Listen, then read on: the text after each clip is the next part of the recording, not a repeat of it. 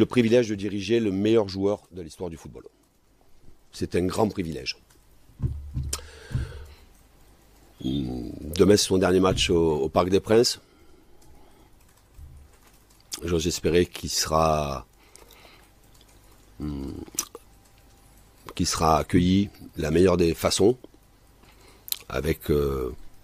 Il s'est dit beaucoup de choses sur Léo. Vous avez beaucoup analysé Léo.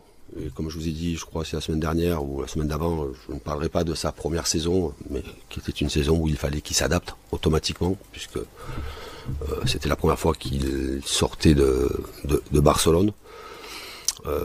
Et que cette année, il a été un élément important,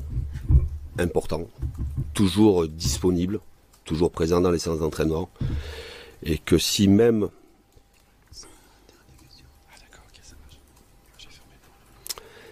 les remarques ou les critiques que je trouve pas du tout justifiées, mais pas du tout justifiées, quand vous êtes dans une saison, quand vous avez 35 ans et dans une saison où il y a une Coupe du Monde au milieu et que vos stats à la sortie, elles sont à peu près de toute compétition confondue, hors Coupe du Monde, bien évidemment.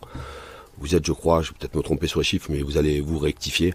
Je crois 21 buts et 22 passes décisives, quelque chose comme ça. C'est-à-dire que Léo, il a été quasiment 43 fois décisif dans la saison avec une Coupe du Monde au milieu.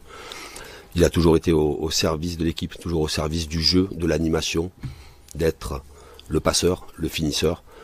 Et que, je le répète encore une fois, pour l'entraîneur que je suis, ça a été un grand privilège, non pas de l'entraîner, de l'accompagner tout au long de la saison.